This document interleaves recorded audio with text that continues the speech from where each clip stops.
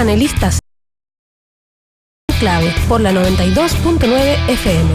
La clave me escucha.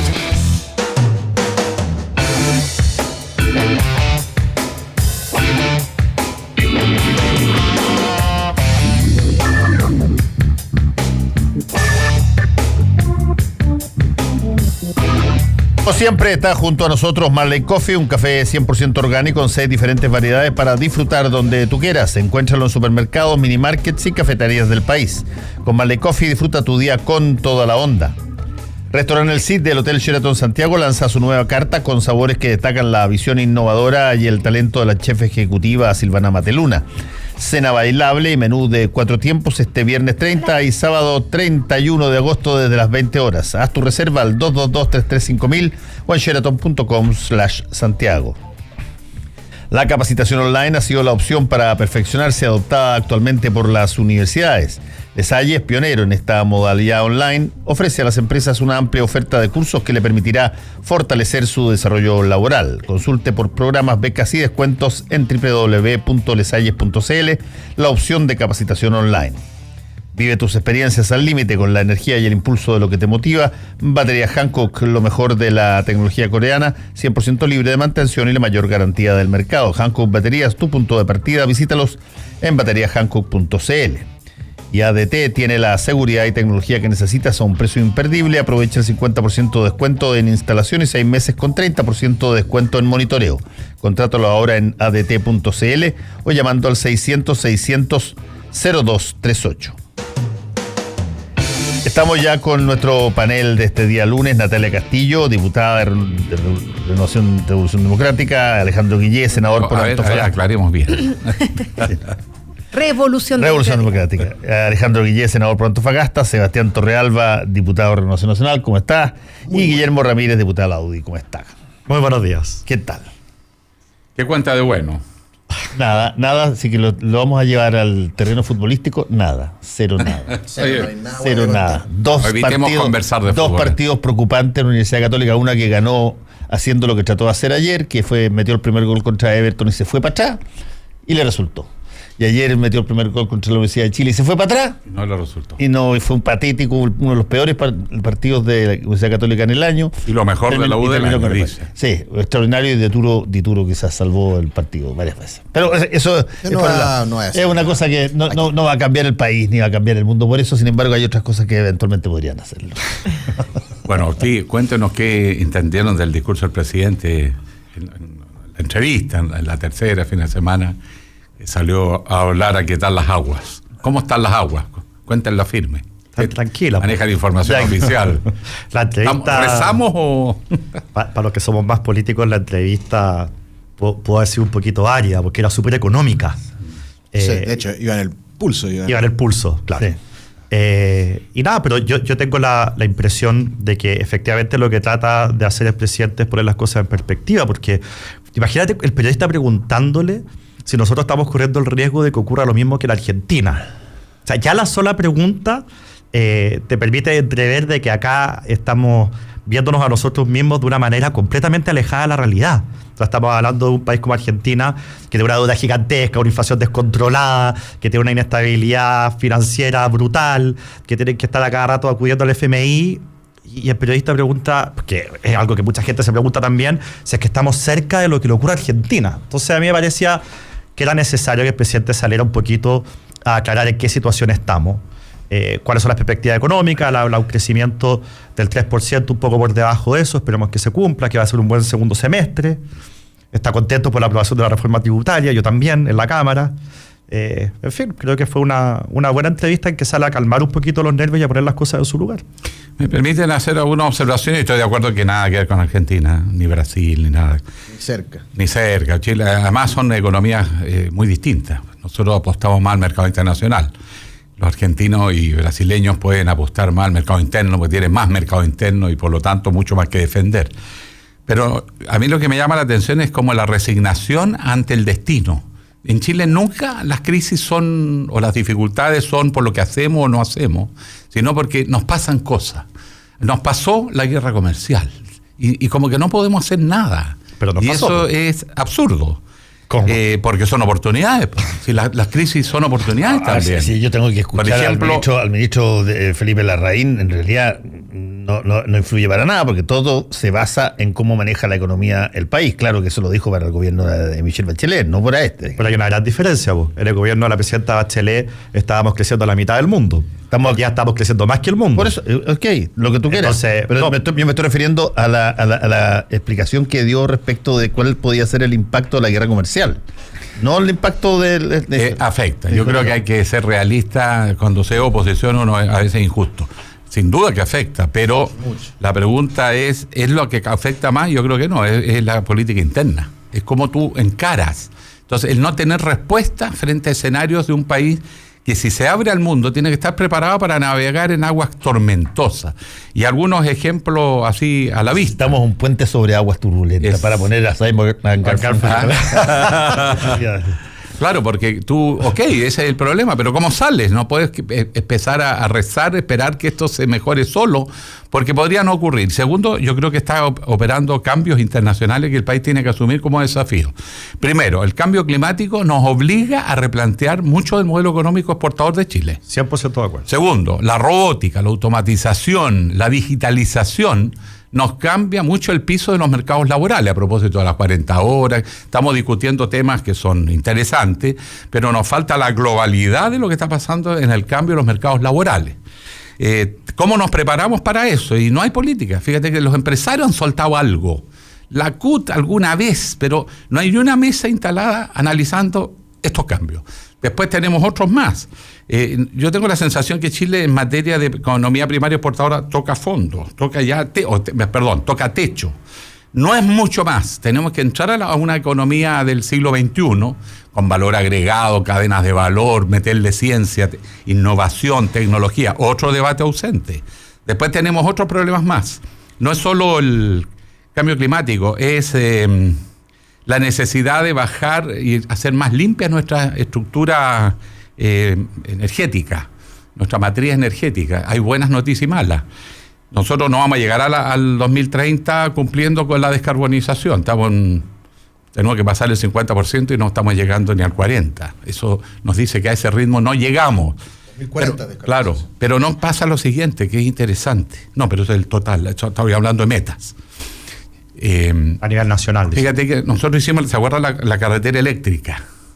Para unir desde Atacama a región metropolitana. Ya se unió de la Serena Barría, pero de la Serena Barría también está unido. Sí. Pero mira lo novedoso, para que veamos que también hay oportunidades. Se hizo la carretera, entró a funcionar hace un mes y medio. Sí, el Cardones por Paico. Bueno, se saturó. ¿Qué significa eso? Que estamos generando tanta energía que ya logramos copar la capacidad. Y por lo tanto, el desafío hoy, si queremos seguir avanzando, vamos cerrando Hotel Molesto, es que necesitas otra carretera. Otra carretera, o sea, es una buena noticia, pero ¿dónde está la política de inversiones? Esa cosa agresiva. Eso es lo que yo le echo de menos. Bueno, hablé harto. Oye, Sebastián. Yo creo que el gobierno, con respecto a esto, está haciendo muchas cosas. Primero, la agenda de inversiones públicas que tiene el gobierno es gigantesca. El presidente Piñera ya ha anunciado el desarrollo de 4 líneas del metro en 4 años. Esa cuestión es increíble. En regiones estamos esperando lo mismo. Eso genera que yo hablo como de mi distrito, entonces hospitales. Eso genera en Santiago pública privilegiada absolutamente. Luego hay una agenda para agilizar muchos proyectos que está desde el principio del gobierno, y yo creo que es uno de los grandes o el gran legado que podría haber dejado el ministro Valente de esta oficina de gestión interna de proyectos que son necesarios para el país. Yo estoy de acuerdo. Y por otra parte, obviamente vienen los desafíos con respecto al tema energético. Pero yo creo que en general el gobierno está administrando bien una situación de crisis que es total. Entre los chinos y los gringos están baleando al mundo. Nos tienen finalmente Estados Unidos le pone arancel a los productos chinos, y eso significa que los chinos producen menos, y eso significa que producen menos cobre, y eso significa que Chile le vende menos cobre a China, por lo tanto crecemos menos, nos quedamos con... Bueno, y todo está conectado, es como el ciclo de la vida al final. Pero yo creo que el gobierno está haciendo está haciendo bien la pega en materia económica con un impulso interno, pero además poniendo mucho desarrollo en lo que viene en el futuro. Ahora, la semana pasada estuvo bien marcada por el tema de la sequía, del agua, de la energía, lo que hablaba usted, senador. Y yo creo que ahí nosotros tenemos un tremendo desafío gigantesco. Segundo país del mundo, que está siendo más afectado por el estrés, ¿cómo le llama? Estrés hídrico. Y yo creo ahí, Fernando, de que al igual como Chile planteó en su momento, ya están dando ese plan de descarbonización al 2050, yo creo que tenemos que tener un plan de sustentabilidad hídrica al 2050. Y eso significa generar políticas públicas eficientes y transparentes para administrar el agua. Aquí no hay balas de plata. El otro día Andrés Peche de la Fundación Chile hablaba en el programa Mesa Central y llegaba a lo correcto. No hay balas de plata en esto, porque no lo vamos a solucionar solamente a través del Código de Agua. No lo vamos a solucionar solamente con un plan de desalinización, sino que hay que generar un mix de políticas públicas para enfrentar el tema del agua hoy día. Es evidente que hoy día el agua que tenemos, la cantidad de agua que tenemos, comparada con el agua de hace 30 años atrás, evidentemente no es la misma. Oye, por lo tanto, hay que gestionarla de otra forma y ahí yo creo... Pero senador, hay que ponerle urgencia y más decisión. Mira, ahí quiero, senador, de que... Démonos en los pasos. Por eso yo creo, senador, de ahí de que tenemos que generar con mucha fuerza un plan de sustentabilidad hídrica en el largo plazo, porque si creemos que a través de nuestras ideas, las ideas de izquierda, la izquierda de derecha, se van a solucionar los problemas, simplemente estamos muy equivocados. Aquí hay un mix de cosas que hacer y ahí es evidente que el Estado tiene que jugar un rol relevante, porque tiene que coordinar distintas iniciativas que están en distintos sectores, el sector público, el sector privado y también de la ciudadanía, que tiene que empezar a administrar el agua de otra forma. Natalia. Sí, no, yo me quedé un poquito atrás a propósito de lo que decía Guillermo de la entrevista, cuál es el sentido de esta entrevista. Yo creo que evidentemente es dar señales de tranquilidad, pero ¿a quién le está dando estas señales? Justamente a quienes lo habían criticado en el último periodo como una especie de una sensación de que Piñera no estaba haciendo todo lo necesario para proteger los intereses de la SOFOFA, de los grandes empresarios, y yo creo que la entrevista el fin de semana va un poco más apuntando a eso, más que hablarle a las personas y dar tranquilidad a la gente, que es quien siente que la promesa de tiempos mejores no está cumplida, digamos, y esto yo creo que es una señal más para un poco para afirmar sus filas, porque después de la reforma tributaria quedaron las relaciones bastante dañadas. Yo no sé, y aprovecho que está el senador acá, que nos pueda contar cómo se viene también ese debate en el Senado, porque siento yo que lo que ocurrió en la Cámara la semana pasada, pese a que se pierde en general y todo, da un piso de negociación mucho mejor para efectos de que en el Senado la reforma tributaria ojalá no siguiera avanzando o que avanzara y tomara un camino distinto al que ha tomado hoy día con el tema de la reintegración, que es lo más complejo y es el nudo crítico que tiene a propósito del debate que se ha estado dando. Oye, y van a haber varias voces nuevas dando vuelta, porque Andrés Velasco tira un libro esta semana, creo. Sí, con Daniel Brieva. Claro, con Daniel Brieva. En tiempos de Corona. Sí. Parece que es muy bueno, dicen que hay que leerlo, vamos a ver. Leí, bueno. ¿Lo leíste? Pero las declaraciones que ha hecho Andrés Velasco han sido bien tajantes. De hecho, tienen en Pulso una entrevista cuyo titular es: el que te diga que la reforma tributaria va a cambiar todo, se fumó algo, un poco usando Claro, porque se ocupa la excusa de la reforma tributaria como que va a incentivar la producción y no necesariamente tiene que ver con lo mismo. Bueno, pero o sea, me refiero, van a haber bastantes más voces que la de los parlamentarios en la discusión en el Senado. Lógico. Mira, tres cosas muy breves porque me quiero hacer cargo de todo lo que ha dicho Alejandro, que me parece muy interesante. Primero, si un país crece al 2% en un contexto en que el mundo crece al 1%, uno está haciendo algo bien. Si uno crece al 2% en un contexto en que el mundo crece al 3%, uno está haciendo algo mal. O sea, el mismo crecimiento puede ser bueno o malo dependiendo de cuál es el escenario internacional, sobre todo en las economías abiertas. Por eso la crítica que se hacía a la presidenta Bachelet era justa, porque el país estaba creciendo a la mitad del mundo. Y esa crítica no se puede hacer hoy porque Chile está creciendo más que el mundo. Entonces a mí me parece, y yo doy por buena la explicación de Felipe Larraín, que a él lo dicen, tú decías que el escenario mundial de la Bachelet era una excusa y ahora la usas tú. Claro, Porque en el gobierno del presidente Bachelet se crecía la mitad del mundo y ahora estamos creciendo más que el mundo. ¿Te puedo hacer una cápita ahí chiquitito nomás? Sí. Yo estoy de acuerdo contigo si es que tú haces ceteris paribus y manejas todas las otras variables tal cual congeladas como estaban. Pero en el caso del gobierno de Michelle Bachelet, tú tenías el precio del cobre, que es nuestra principal insumo de recursos. Tenía el precio del cobre algo así como $1.80 y en todo el periodo del presidente Piñera, para tener los problemas económicos que ha tenido el precio del cobre a $2.80. O sea, tus ingresos por factor de la principal cosa es el doble de lo que era en esa época.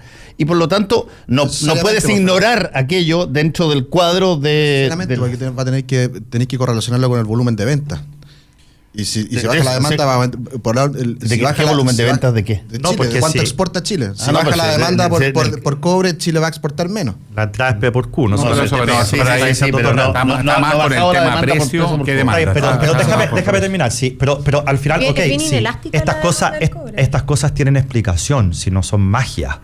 Pero lo que estoy tratando de decir es que Chile debiera tener la ambición al menos de crecer siempre un punto más que el mundo. Y eso hoy día se está logrando y durante el gobierno de la presidenta Bachelet no. Entonces, es justo que se le hagan críticas al manejo económico del gobierno de la presidenta Bachelet, que hoy día no son críticas que uno le pueda hacer a este gobierno. Me parece que es razonable lo que estoy diciendo. Segundo, tú hablabas, Alejandro, sobre el tema del cambio climático. Qué gran tema. Esto nos va a comer muchos minutos de debate y de pantalla en los próximos años y me parece bien que así sea. Yo creo que tú hablabas sobre la realidad chilena, de cómo estamos atrasados, la descarbonización y qué sé yo. Lamentablemente, Alejandro, lo que puede aportar Chile en esta materia es poquito en un sentido práctico, es más en el sentido del ejemplo que uno pueda dar, del discurso que uno puede apoyar en organismos internacionales, en lo que vamos a hacer ahora con la COP25, pero en términos de emisiones, Chile es un país que aporta, por decirlo de alguna manera, al calentamiento global o al cambio climático muy poquito. Ojalá fueran las grandes potencias las que recojan tu discurso, porque finalmente son ellos los que mueven la aguja de lo que pasa o no pasa con nuestro planeta. Pero qué importante lo que tú estás planteando, yo estoy de acuerdo. Y sobre el tema del cambio laboral, la automatización. La automatización aparece sobre todo como una alternativa a los altos costos de mano de obra. Y los altos costos de mano de obra se producen hoy día en los países desarrollados, los países del norte. Chile tiene los sueldos en Chile son muy altos en comparación con el resto de Latinoamérica, pero siguen siendo bajos en comparación con los países desarrollados. ¿Por qué estoy diciendo esto? Porque la automatización, ese proceso, lo vamos a ver primero en los países del norte. Y nosotros vamos a poder construir y reaccionar de acuerdo a lo que esté pasando en esos países. Tenemos que estar muy pendientes de lo que ocurre, de cómo afecta al mercado laboral, de los aciertos que ellos tengan en su legislación, también de las pifias, para no cometer los mismos errores en Chile. Eso sí, Guillermo, con un proyecto de 40 horas vamos a acelerar ese proceso con un costo menor. Está bien, pero la automatización, lo que quiero decir es que no va a partir aquí, va a partir en aquellos lugares donde la mano de obra es más cara. Obviamente va a partir allá. Ya partió. Ya partió. Y decir que esto avanza muy rápido. Piensen ustedes que cuando Steve Jobs lanza el iPhone, el 2007. Para mí eso es antes de ayer. O sea, son 12 años y todo lo que ha pasado entre medio en temas tecnológicos, y uno puede poner un montón de ejemplos de lo rápido que está avanzando la tecnología. Quizás que vamos a ver en 12 años más. Yo espero que la automatización o la mayor tecnología sea algo que genere nuevos empleos y que ayude al mercado laboral y que genere el cuidado del medio ambiente y no que lo vayan deteriorando. Yo en ese sentido soy optimista. Pero yo les diría lo siguiente, yo les insisto, vamos muy lento. Mira, yo vengo de Antofagasta, que es la región de Chile, quizás junto con Concepción, pero más Antofagasta, que le aporta más al país en términos de PIB por habitante. Sí. Es la región de Chile más moderna, por decirlo así. Productiva. En el cobre, hace 2 semanas atrás, inauguramos Chuqui Subterráneo. Si tú entras a las minas abajo, una mina Tajo Abierto, que se transforma en subterránea, uno de los pocos precedentes que hay en la minería mundial, o sea, es una proeza de la ingeniería minera. No hay personas, hay máquinas trabajando por control remoto y que se gobiernan desde Vitacura. Y desde Canadá también. Y Canadá, y podría ser Australia, y podría ser cualquier lugar del mundo. Eso nos va diciendo lo que pasa. Segundo, junto con inaugurar, la semana anterior habían despedido como 120 trabajadores de la mina Gaby. 27% mujeres, en circunstancias que el promedio de mujeres en la minería es 8%. Esto va a golpear más a las mujeres que a los hombres. Pero junto con eso, se van a despedir 2.500 trabajadores. Ya se han estado despidiendo, faltan 1.700 más despidos. ¿Cómo te haces cargo de la gente que va quedando fuera del sistema? Cuando quieren alargar la reforma previsional a los 70 años, cuando a los 55 no vas a encontrar trabajo. ¿Quién dijo por eso? el cambio tecnológico. Los mineros no tienen calificación. ¿Pero quién dijo que se iba a alargar las pensiones a los 70 años? Bueno, lo están hablando a los hombres, la cotización hasta los 70, las mujeres a los 65. No, Alejandro, son los tres proyectos. No, se lo van a tirar después. Pero ha salido la conversación, es cierto. No nos engañemos, eso va suave por debajo. Tú eres senador y los senadores pueden proponerlo, pero esto sale de la Cámara sin esa idea. Sí, bueno, pero acuérdense de mí que este va a ser un debate muy poco tiempo más. Segundo, el retail con el mercado electrónico les tiene que estar sacando ya más de un 28% del comercio, se está haciendo por comercio electrónico. Y esos son miles de despidos en el sector retail. Otra vez las mujeres van a llevar la delantera. Y las noticias no es que no es que esto va a pasar en Europa primero, perdón, está pasando en casa. Sí, está bien. Y muy rápido. Entonces a mí por eso yo le decía, yo encuentro que vamos muy lento en circunstancias que las cosas que hay que hacer podríamos perfectamente delimitarlas cuáles son. Y le digo por qué vamos lento, no es senador. un tema ideológico, es que hay un tema de gestión y de concepción, porque no está en el discurso de las autoridades. Un dato. Pero ¿sabe por qué vamos lento? ¿Sí? Porque en el Senado se demoran 8 años. No está el debate. Si nosotros estamos proponiendo el debate, no lo está proponiendo el gobierno. El servicio de No, pero Sebastián, cuando áreas protegidas se demoraron 8 años. Cuando el Ejecutivo quiere sacar un proyecto la culpa rápido, a los demás lo no saca sirve. rápido. Cuando no es la crisis internacional, cuando no son los jueces, cuando no son los policías, ¿cuándo va a asumir el presidente Piñera su propia responsabilidad? Torralba no está hablando del presidente Piñera. Aquí estamos hablando del Poder Legislativo. El Poder Legislativo. Sí, pero a ver, pero mira, orden. Nosotros aprobamos en tiempo récord las leyes que son las reformas económicas. Es que no tiene tanto que ver con leyes, si tiene que ver con una política pública, que no solamente son leyes, también son medidas administrativas, son fondos para capacitación, son nuevas formas de pensar el mercado laboral, sino tiene que ver con aprobar o aprobar. Ahora, yo me sumo a la crítica que a veces el Senado se demora mucho, pero también es cierto que cuando el gobierno quiere sacar un proyecto rápido, tiene todos los mecanismos para poder hacerlo, por lo tanto, y en esta materia que yo mencioné, hacer alguna ley, en esta materia no tiene ninguna iniciativa especial. Pero, senador, no hay ninguna iniciativa. Como vemos 4 parlamentarios acá, podríamos hacernos cargo de las ineficiencias nuestras. El Congreso se demora, el Congreso en general, estoy hablando diputados más senadores, el Congreso se demora, cuando es un mensaje presidencial, 1 año y medio en sacar un proyecto, en promedio. Cuando es una moción parlamentaria, más de 3 años. Entonces, nosotros tenemos que mirarnos para adentro y ver cómo modernizamos esta cuestión. Si el Congreso anda a 2 kilómetros por hora y la tecnología y el cambio climático avanzan a 500 kilómetros por hora, nos vamos quedando atrás. O sea, ¿dónde están los proyectos? Yo aquí estoy de acuerdo con la compañera Castillo, que en el fondo esta cuestión no pasa tanto por las leyes. Ahora, yo quiero hacer algo que puede sonar romántico, pero es práctico. Yo te invitaría, Alejandro, a ver el futuro con un poquito más de optimismo. Déjame darte un ejemplo. Yo soy optimista, ojo, yo soy sumamente optimista. No, pero yo creo que todas las condiciones para dar un salto. Sí, pero tú hablas de la cantidad, de los miles de trabajos que se han ido perdiendo y que se van a seguir perdiendo por la automatización. Y yo te quiero decir que en los países... el proyecto del gobierno va a crear 300... que los países como Estados Unidos, por ejemplo, no sé, hablemos de políticas de Estado. No quiero detenerme en este gobierno en particular. En el tema de automatización, por ejemplo, Estados Unidos es el país que va siempre en la punta. De hecho, en Estados Unidos, por decir algo, las librerías quebraron hace 10 años. Aquí en Chile todavía no quiebran. O sea, ellos... no todas quebraron. No, la gran mayoría. Yo cuando viví en Estados Unidos del 2010 al 12... Ya que ando, re poca, era imposible encontrar una abierta, pero está bien. Lo que quiero decir es que lo que nosotros vemos allá, aquí ocurre 5 o 10 años después, dependiendo de qué estemos hablando. Y Estados Unidos, con todo ese proceso de automatización, de cambios en la estructura de los trabajos, en fin, hoy día tiene la tasa de desempleo más baja de los últimos 20 años. Porque han tenido la sabiduría de reconvertir a su gente, de tener la suficiente flexibilidad laboral, porque también la tecnología ya va generando nuevos empleos. Entonces yo en ese sentido sería más optimista y aprendería de las cosas buenas que ellos han hecho. Porque mirar las cosas con miedo, mirar las cosas con pesimismo, lo que nos hace finalmente es resistirnos a los cambios. Y no hay nada más absurdo que resistirse al cambio, porque finalmente vamos a legislar mirando a la realidad del siglo XX y no del siglo XXI. Vamos a mirar a los trabajadores como eran antes y no como son ahora ni como van a ser en el futuro. Y vamos a legislar mal y le vamos a hacer daño a nuestro mercado laboral y a nuestra realidad productiva y económica. Y yo por eso creo que este tema de mirar o no el futuro competitivo es importante. Te voy a dar un ejemplo súper práctico.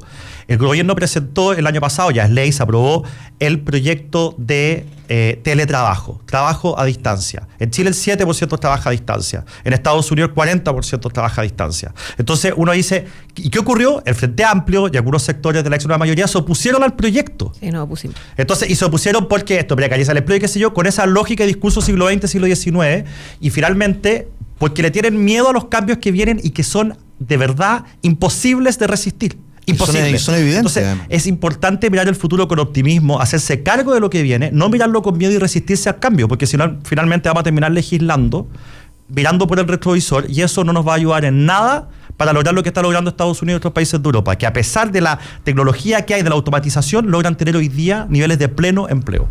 Bueno, pero eso hay que ser proactivo en términos que tú necesitas una política de preparar a la gente que va quedando desempleada. No es fácil reinsertarlo. Lógico. Segundo, necesitas además dar un salto tecnológico y participar de esa economía.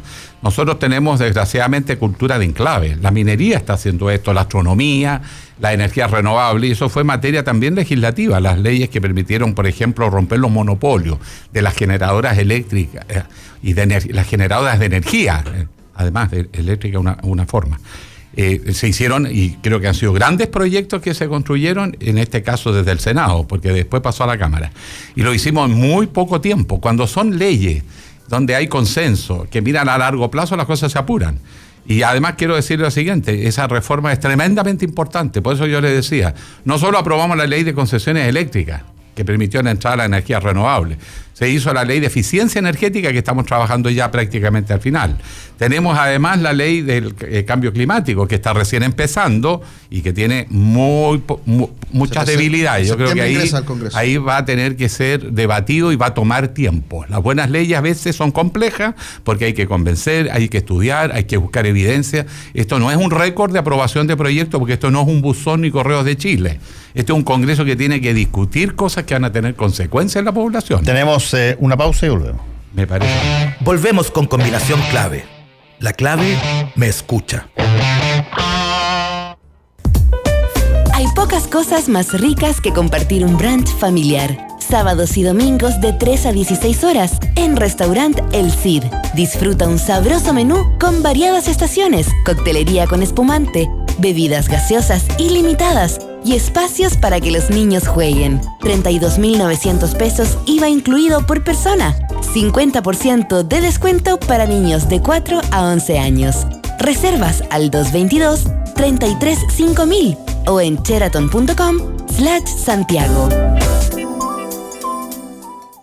Él es Manuel Espinosa, ME3000 para sus compañeros, Emito para su mujer y Papi M para sus hijos. Él tiene toda la tecnología que un trabajador querría en su cuerpo, en su mente y en su trabajo, porque Manuel trabaja en ADT. Contar con la mejor tecnología en seguridad no sería nada sin lo mejor de cada uno de nuestros profesionales. ADT, siempre presentes. Contrátalo en www.adt.cl o llamando al 600-600-0238.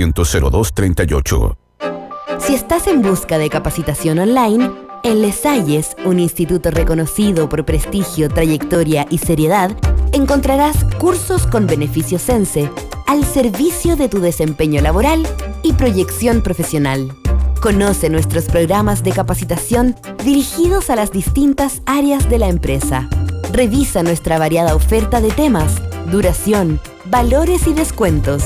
Todos con código Sense en www.lesalles.cl o contáctanos al fono 22 59 76 600. Porque nos conectamos con el planeta y somos ecorresponsables, promovemos prácticas sustentables para que tengas a diario una taza de café con un sabor 100% orgánico, libre de pesticidas, químicos y fertilizantes. Un sabor puro e inigualable. Disfruta de la naturaleza y sus bondades. Vive la vida que amas. Vive cada momento. Marley Coffee te desea un gran día. Alegra tu día con Marley Coffee. En el corazón de Providencia y a pasos del metro, Hotel Nogales and Convention Center. Un servicio de primer nivel con estacionamiento, Wi-Fi y desayuno incluido. En Hotel Nogales ponemos a su disposición nuestros centros de evento, con salones y capacidad de hasta 400 personas. Reserve su estadía en hotelnogales.cl o llamando al 2233 56958. Hotelnogales.cl. Lo hacemos simple para usted. Fernando Paulsen y nuestros panelistas e invitados son una combinación clave por la 92.9 FM. La clave me escucha. Empieza tu día con toda la energía natural de Marley Coffee, un café de grano orgánico molido al instante con leche descremada. Prueba el sabor de Marley Coffee en sus 2 exquisitas y variadas mezclas de máquinas self-service. Espresso, chocolate fuerte, té chai y otras bebidas calientes te esperan para recargar tu día. Con Marley Coffee disfruta tu día con toda la onda. Sheraton Santiago se espera en tu Happy Hour con la mejor fiesta y visita de Santiago. La fiesta del pisco se toma 21 Bar Plus Lunch, con creativa coctelería, estaciones de comida, música DJ de los 80s y presentación del doble de Freddie Mercury. Todo esto con la producción de William Gacy. Descuentos para socios Star Club. Haz tu reserva al 222-335.000 o en sheraton.com/Santiago. Lesalle llega a todo Chile con sus cursos de capacitación online, la opción que están integrando hoy las empresas para capacitar a sus trabajadores utilizando el beneficio Sense. Visítalos en www.lesalle.cl o llama al 22597-6600 para conocer los beneficios, becas y descuentos. Lesalle es pioneros en capacitación online. Vive tus experiencias al límite con la energía y el impulso de lo que te motiva. Hankook Baterías, lo mejor de la tecnología coreana, 100% libre de mantención y la mayor garantía del mercado. Hankook Baterías, tu punto de partida. Visítalos en bateriahankook.cl. ADT tiene la seguridad y tecnología que necesitas a un precio imperdible. Aprovecha el 50% de descuento en instalación y 6 meses con 30% de descuento en monitoreo. Contrátalo ahora en adt.cl o llamando al 600-600-0238. Hasta avisadores, ¿eh? ¿Ah? Alto avisadores, habla bien del programa. Paulsen. Siempre un gancho, Paulsen, para traer. o sea, era el Camiroaga de las noticias. Han pasado. Ojalá, pero... ¿Por qué? No, por los auspiciadores. Por venta. Atrae auspiciadores. No está Paulsen, es garantía. Me encantaría estar, para serte franco, yo fui una vez a la casa de Felipe Camiroaga, una cosa grande de personas de la tele. Qué casa más linda tenía. Sí. Una casa preciosa ahí en Colina, pero maravillosa, lleno de animales. Que es mi sueño. Exacto. Yo lo único que quiero es tener una casa, y yo no tengo ningún problema desde los alacranes hasta los dragones, digamos. Todo lo que sea animales. Dragones. Así que, el problema son los humanos. El problema son los humanos. La pura verdad, el gran problema son los humanos. Voy a poner un poco de esto. Se cumplió hace poco que murió Felipe Camiroaga, un aniversario más. Sí.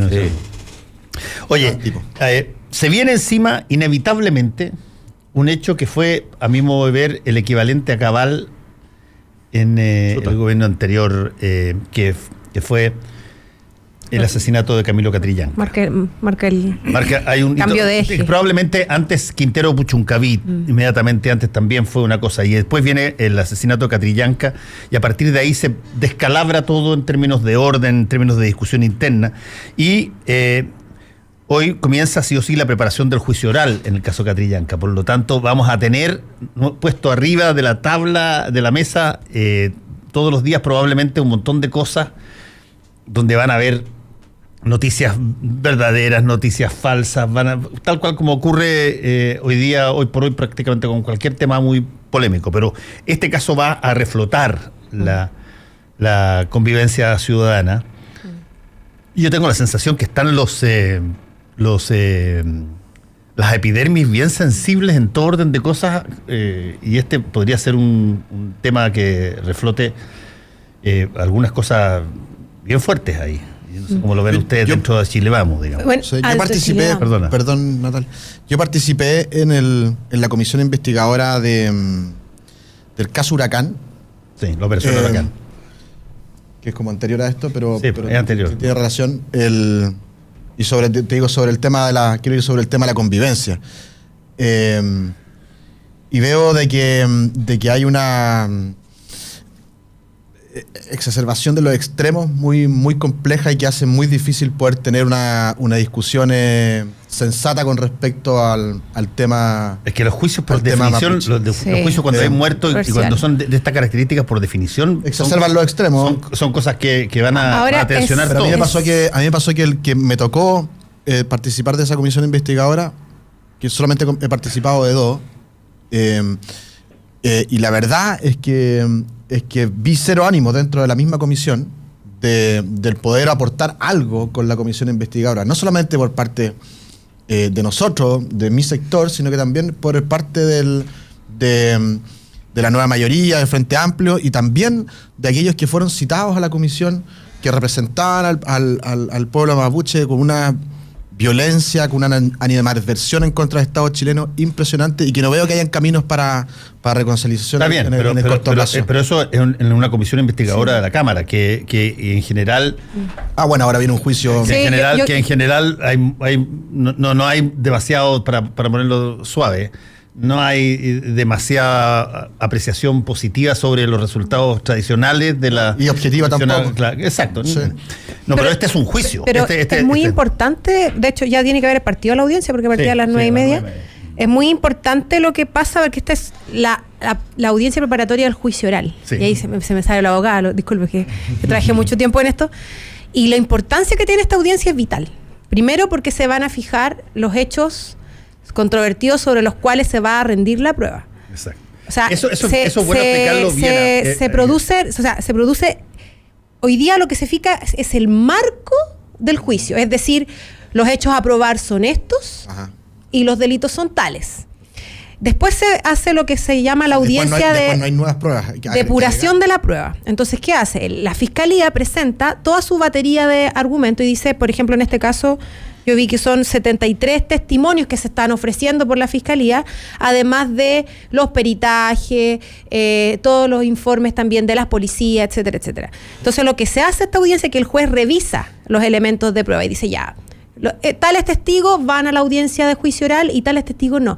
A veces pasa que las audiencias preparatorias de juicio oral son mucho más relevantes que el juicio mismo, porque cuando se logran exclusiones de prueba, finalmente uno puede adelantar cuál va a ser el resultado de ese juicio. Por eso es tan importante la audiencia que va a ocurrir hoy día, y por eso también se ha intentado dilatar de manera ya muy majadera por parte de la defensa del principal imputado, que es Carlos Alarcón, presentando 2 veces licencias médicas, y en circunstancias que el Código Procesal Penal establece que cuando un defensor falta a una audiencia, esta audiencia no se puede retrasar y lo tiene que asumir un defensor penal público, pero que en este caso, por la particularidad del caso y por lo compleja la investigación, no se accedió y se le dio en el fondo una segunda y ahora una tercera fecha, pero hoy día ya hay una amenaza que si la defensa no se presenta nuevamente, la audiencia se va a hacer de todas maneras con el defensor penal público.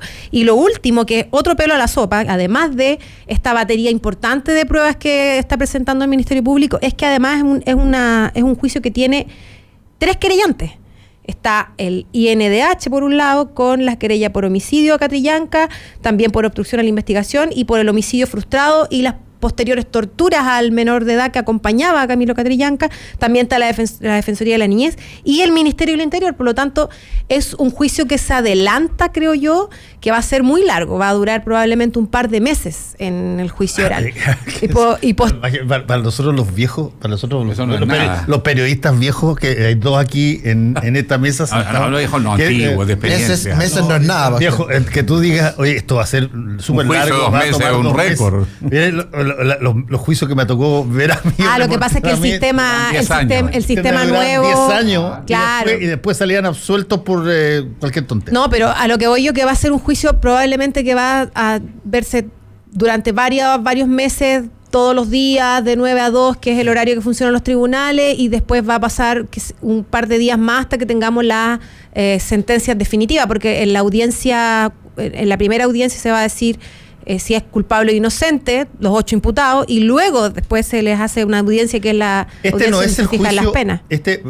Porque hay muchas personas que creen que aquí van a citar a las personas que dicen que vieron esto. Este no es el juicio donde se produce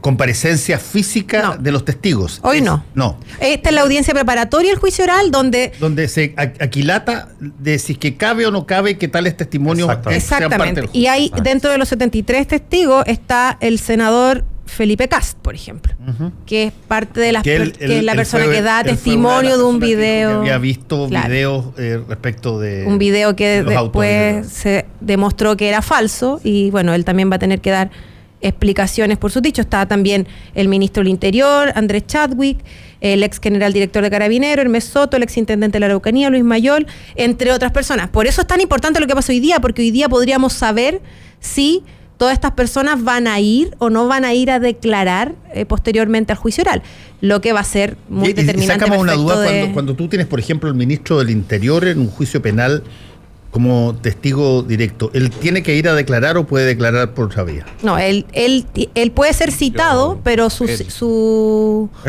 declaración, claro, su declaración, o sea, puede ser citado, pero él puede declarar mediante una forma especial que se establece para la autoridad. O van al lugar donde está él. Claro. O van a lo van a interrogar a un lugar donde él pero bueno, el hecho es que va a haber mucha... Ahora, yo creo que independientemente la forma legal, yo creo que aquí, si el ministro no va al tribunal a dar su testimonio, va a tener un costo político importante. O sea, yo creo también, que... ¿no? Si va, lo van a declarar como imputado. Aquí, no, pero él va en su... Aquí no se están viendo las responsabilidades políticas del ministro, pero yo creo que... Viene a dar su declaración el ministro Chávez, y la gente va a decir, este gallo es culpable. Lo que correspondería es que el ministro vaya al tribunal y dé su testimonio en calidad de testigo ante los jueces del Tribunal de Juicio Oral. Bueno, pero acá derivemos las consecuencias políticas. Uno, que va a aflorar una vez más el tema no resuelto por nosotros, que es la relación con los pueblos originarios. Sobre todo, en particular con los mapuches, porque en la zona norte de Chile la relación con los pueblos originarios es mucho mejor, dicho sea de paso. Están mucho más reconocidos y tienen mucho más espacio para moverse. De hecho, administran los parques, por ejemplo, en todo el complejo San Pedro. Son las comunidades indígenas las que coadministran y reciben beneficios porque son su patrimonio y todos eso lo reconocemos. Los senadores de la zona norte. Claro, sí, por eso. No, o sea, eso es una cualidad de este pueblo que es mucho más organizado, porque los mapuches no tienen una estructura negociadora, por eso que es difícil. Pero por otro lado también afloró la eficiencia de nuestro sistema judicial y nuestro sistema policial, que va a salir, yo creo, magullado. Pero es importante estudiar a fondo lo que pasó porque estamos legislando al respecto. Tenemos que legislar el tema de la seguridad, los sistemas de inteligencia, y son temas delicados. Aquí nos van a criticar porque nos vamos a demorar. Es que son temas complejos. Uno entra a estos temas con ciertos prejuicios, cree que es simple y se empieza a meter en la madeja cómo funcionan estos sistemas y no funcionan con los códigos legales. Es mucho más el trabajo informal. Por ejemplo, cómo funcionan los servicios de inteligencia. Me lo explicaron porque yo me quería meter en esto por el tema de este espionaje a un periodista que hubo hace poco por parte del ejército y a personas que habían hecho denuncias de corrupción al interior del ejército. Entonces empecé a estudiar el tema porque me interesan estos temas y un experto me dijo, es que esto no funciona así. Estos tipos tú los puedes citar por la presidenta o el presidente de la República y no te van a contar la firme. No te van a entregar la información. Operan de otra manera, es otra lógica. Es la lógica, tú me das información, yo te doy, y empieza a tejerse redes informales. Es un terreno muy huidizo y complejo, donde incluso, por ejemplo, cuando se ha citado a los jefes de seguridad la moneda en el gobierno anterior, llegaban los comandantes jefes. Y automáticamente se producía la formalidad al mando, pero no había información. Había las mejores declaraciones, las mejores intenciones, pero no te sueltan la información. Los sistemas de seguridad, estas agencias se manejan con lógicas muy distintas, entonces escapan mucho al control del poder político. Pero lo que estás diciendo, que hay que estudiarlo. Pero lo que estás diciendo de alguna manera es barbárico. O sea, el presidente Piñera tiene la obligación y tiene las facultades de saber exactamente qué es lo que se está haciendo en materia de inteligencia. Le van a dar la información, le van a contar todo, pero nada. Claro, lo que pasa es que acá se produce el típico problema de que uno muchas veces sabe lo que no sabe, entonces puede preguntar. pero hay otras situaciones en que uno no sabe que no sabe. Claro. Entonces uno no tiene que preguntar porque tú no sabes que no sabes. Entonces tú puedes ir donde una persona, autoridad, puede ser el presidente Piñera, la presidenta Bachelet, el que venga, y le pregunta a estas organizaciones o a estos organismos de inteligencia, oiga, dígame esto, le cuentan la mitad de la historia y el presidente no tiene cómo saber que hay otra mitad de la historia que está oculta. Claro.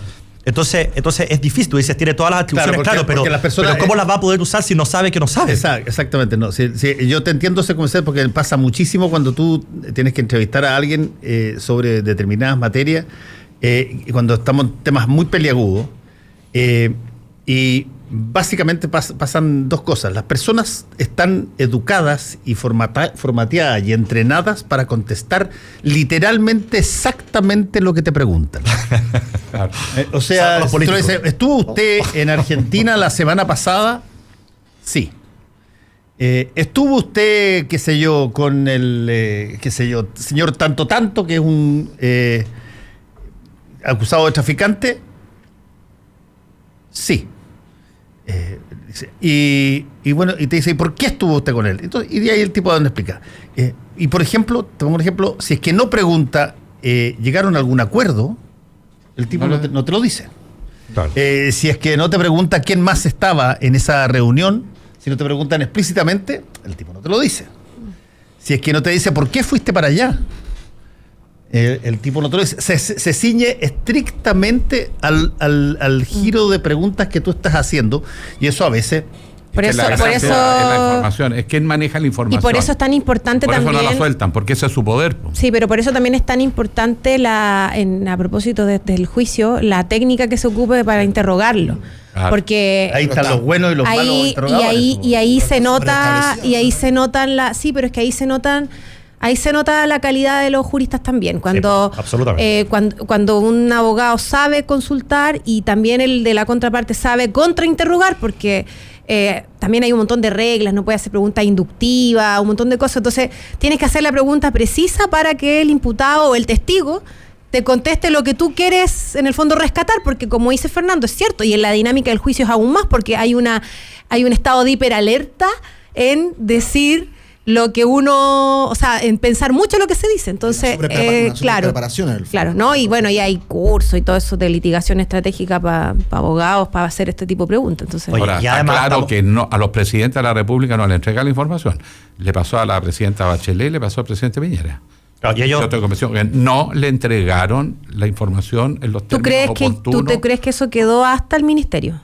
Yo creo que no, ni siquiera al ministro. Yo tengo dudas que al ministro le hayan entregado toda la información. Yo dudo que un ministro de la presidenta Bachelet o el presidente Piñera le escondan información a su presidente. Yo estoy con Alejandro. No. Estoy diciendo por eso estoy de acuerdo contigo. Ellos, claro, no. Por eso estoy de acuerdo contigo. No creo que el ministro le ocultara al presidente. Yo creo que los oficiales involucrados no le informaron probablemente ni siquiera a su propio mando.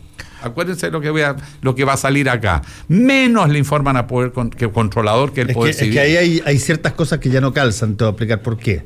Porque este mismo carabinero que está siendo imputado como el que disparó, ha hablado, y las cosas que ha dicho, algunas de ellas sugieren que efectivamente hubo una... Dijo, lo obligaron a mentir. Sí, eso es lo que dice él. Una instrucción. Eso es lo que dice él. Él dice de que lo obligaron a mentir, por lo tanto, tiene que haber habido una comunicación al superior que ordena, porque es un coronel el que le ordena, según él, más su abogado, que está puesto por la jefatura máxima de Carabineros. Está imputado. Exacto. Bueno, por obstrucción y que dice que lo obligaron a mentir. Por lo tanto, si es que lo obligaron a mentir, es que la versión que él dio se conoció más arriba. ¿Hasta dónde se conoció? Es que no sabía hasta dónde. No, pero yo imagino que se va a saber inevitablemente en el juicio. Así que estoy seguro, pero van a tener que intentarlo. Es que para eso es tan importante esta audiencia, para ver hasta dónde van a llegar las citaciones, cuáles van a ser los testigos que se van a recibir pruebas. Ahora, cuando un caso de esta envergadura y ha causado este revuelo público, normalmente uno espera que todas las personas que han estado involucradas y que, por ejemplo, han dado testimonio desde su posición de autoridad pública, bueno, naturalmente me imagino yo que son por definición testigos aceptables, porque ellos pueden dar testimonio de dónde sacaron la información que ellos dicen que tuvieron. Siempre. Eso pasa con el intendente, eso pasa con Felipe Cas, eso pasa con el propio ministro. Siempre y cuando el juez de garantía considere que esa persona va a aportar algo hacia los puntos que se están pidiendo probar en el juicio, sobre los hechos que se están investigando. Oye, no, si el juez considerara que es algo que tiene que ver anexo o no, porque además la gracia que tiene esta audiencia es que esta audiencia se ve en el tribunal de garantía. Los jueces del juicio oral, quienes van a recibir los testimonios, no conocen nada del caso, más allá de lo que pueden haber visto por la tele, no conocen la carpeta hasta el día del juicio oral, que todavía es indeterminado. Sí, de todas maneras, yo decía, no es por defender a un colega, pero es muy probable que incluso al senador Kast les hayan hecho mostrar un video que él no supiera que estaba adulterado. Entonces él salió genuinamente dice, yo vi. Ahora, él no confeccionó el video. Claro, es lo que dice que se lo envían por WhatsApp. Claro, se lo mandan, ahora hay que chequear, porque lo que pasa es que uno es ingenuo, cree que porque se lo manda una autoridad, de repente lo avala y por lo tanto se hace parte, porque obviamente estaban buscando aliados, pero lo más probable es que lo hayan manipulado. Por eso yo insisto, el nivel de manipulación puede llegar a las esferas más increíbles del mundo. Yo puedo afirmar por la experiencia, por lo que he conversado con gente que sabe, no porque yo he estado en eso, que los servicios de inteligencia no le informan al presidente de la República necesariamente lo que pasa. O están acotados o muchas veces está manipulado. Ojo con eso, por eso que va a ser muy importante esto, porque puede sentar mucho material de reflexión para la elaboración de nuestra ley de seguridad. Ahora lo que señala, crear un sistema de seguridad en el país que no tenemos. Alejandro, que lo dice así como con tanto, me va a pasar, yo lo encuentro tremendamente grave. O sea, ¿cómo puede ser que en un Estado de Derecho el presidente no tenga toda la información de lo que hacen sus servicios de inteligencia? O te lo pongo de otra manera. Puede ser, pero es que es brutal. Pero Sebastián, ponte en el caso de que tú fueras presidente, tu sueño húmedo de hoy día. Imagínate de que tú fueras Torreal, a ver, parece nomás. Bueno, hoy día tal vez sería una pesadilla. Una cosa es que no te informen, pero en el momento que tú te empiezas a dar cuenta que salen videos, que salen esta cosa acá allá, tú llamas a los tipos, los sientas ahí y tú por lo menos puedes decir, mira, a mí, ese señor y ese señor, yo les pregunté exactamente la cuestión y no me contestaron.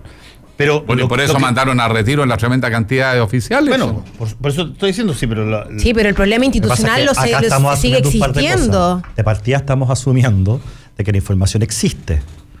Porque yo me metí un poco en el tema de inteligencia, tanto a nivel de lo que era la superintendencia de Banco e Instituciones Financieras, a propósito de todos los ataques. También me junté con el director de la ANI, hoy día me voy a juntar con el ministro Chadwick. También vamos juntos. Bueno, entonces, porque en el fondo lo que queremos hacer, y esto es una bancada transversal de todos los colores políticos, es fortalecer y profesionalizar nuestros servicios de inteligencia, que hoy día lo que yo he alcanzado a aprender en este tiempo en que llevamos trabajando en esto, o sea, decir que somos tercermundistas en esta materia nos queda todavía demasiado grande y generoso. Sí, claro. O sea, es una pena ver el nivel de la inteligencia chilena. En un mundo en el que con la tecnología que existe y las nuevas amenazas, que ya no son ejércitos cruzando la cordillera, yo me atrevo a decirlo porque es un tema de Estado, es una irresponsabilidad gigantesca el nivel de inteligencia que tenemos hoy día en Chile. Bueno, de hecho los pillan. Además, son ineficientes. Pero hay un detalle, ¿cómo funcionan? Aquí no hay un banco de datos, no hay un big data donde cada agente va entregando información. No hay hay una base de datos. No, cada agente maneja su información y ese es su capital. Exactamente. Y lo transa con otro, te suelto, tú me sueltas, porque su propio poder como agente, entre comillas, consiste en manejar esa reserva que no tiene ni sus propios jefes. Acuérdense de la experiencia de Hoover en el FBI en Estados Unidos. Pues, presidente que llegaba, aparecía Hoover, pedía audiencia con una carpeta. Y la ponía arriba de la mesa. Bueno, tuvo 25 años en el FBI. Gracias, 25 años, y decía, oiga, presidente, yo creo que es bueno que usted sepa que esta información hay de usted. Pero, si quiere, yo lo hago desaparecer. Y 25 años cambiaban los gobiernos y nadie tocaba el jefe de inteligencia. Porque podría hacer desaparecer el archivo, pero el cerebro de él todavía se acordaba. No, y de cuántos archivos más tendría. Nunca encontraron los archivos de Hoover. Nunca hubo un Big Data. Es la información que maneja. Oye, ahora, pero, está descentralizado. No es una cosa como uno se imagina, ¿no? Por eso que eso también influyó mucho, porque, perdón que insista, pero cuando se investigaron los casos de juicio de violaciones de derechos humanos a las Fuerzas Armadas después del golpe, ¿por qué era difícil reconstruir? Porque no es que estuviera guardada la información en un archivo al que accedían pocos. Hay que construirla. Sino que había que reconstruirla porque la tenían los agentes. A diferencia, por ejemplo... Aunque algunas cosas quedan registradas. A diferencia, por ejemplo, de lo que pasaba cuando los crímenes se cometían en guarniciones o en situaciones donde llegaba gente. Por ejemplo, toda la caravana de la muerte pudo ser reconstituida prácticamente idéntica, porque los generales y coroneles que estaban en las guarniciones dejaron por escrito todo lo que hicieron los que vinieron. Todo. Para cuidarse ellos. Para cuidarse ellos. Y por lo tanto, claro, y ellos no eran de personas de inteligencia, pero dejaron todo por escrito. Son justamente esas informaciones las que sientan la base. Pero claro, la inteligencia funciona así, bajo la lógica que no tenéis que dejar muchas cosas registradas. Con respecto a la inteligencia, yo no, la verdad que no, del tema sé bastante poco. Pero lo que sí sé es que en Chile estamos absolutamente de inteligencia policial.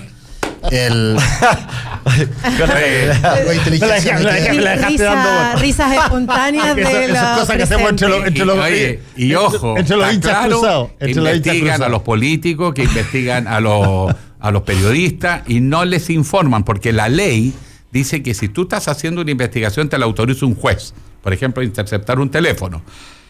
Salvo que te estén investigando por drogas. Claro, exacto. Pero de repente alguien llama y, por ejemplo, tú mismo llamas a alguien que está siendo investigado, tú no tienes peregrina idea, no estás vinculado con él, pero lo llamas por otra cosa, tú quedas metido en la investigación. Bueno, cuando termina la investigación, todos esos casos deben ser informados a la persona que fue registrado, al que fue observado y seguido muchas veces, o se le intervinieron los teléfonos indirectamente porque es una información residual. ¿Cuándo se le ha informado a alguien que fue investigado en Chile? Y esto fue lo que logramos. Y por supuesto dice, las pruebas deben ser destruidas, o sea, si hay grabación, etcétera, aunque la información igual la tienen.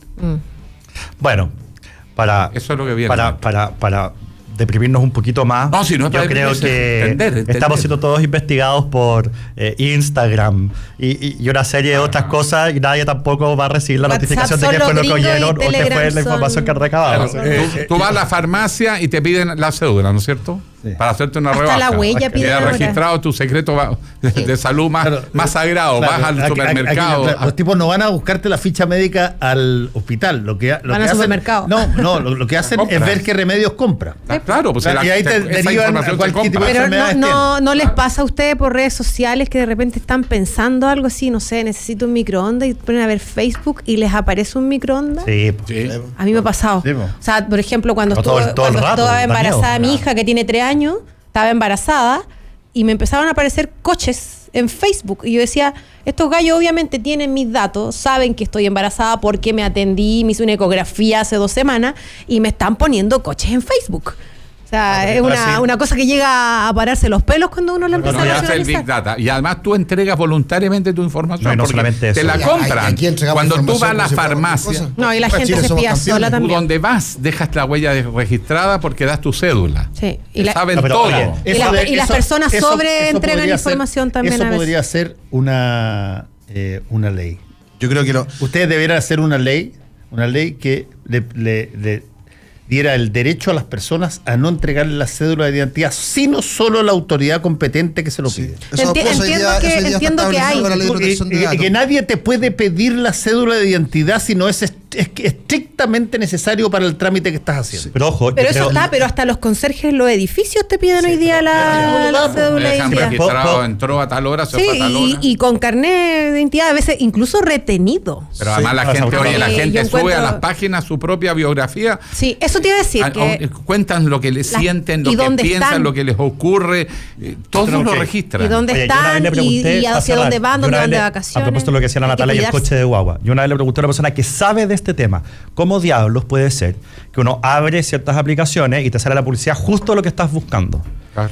Y esta persona que sabe, y de verdad sabe, que no puedo revelar la identidad, me dice, Guille, así como el celular te oye, porque tú puedes decir, oye Siri, llama a tal número, y el celular te oye, hay aplicaciones que están oyéndote. O sea, aquí no es solamente, tú decías, Natalia, que es porque saben que yo estoy esperando guagua. No, probablemente esa niña dijo, con el teléfono apagado, o sea, no hablando. Entonces esa niña era yo. Que está esperando guagua y lo que sea, y eso alguien lo escucha. Por lo tanto, alguien tiene que tomar una decisión aquí. ¿Tú quieres que te espíe Estados Unidos o tú quieres que te espíen los chinos? O los rusos. ¿Tú usas Huawei o usas, qué sé yo? Usa los dos. O usa WhatsApp o usa Telegram. Lo último, que con respecto al tema de los datos. Hoy día en Chile está en trámite la ley de protección de datos y estamos tratando de subir la protección de los datos a nivel constitucional.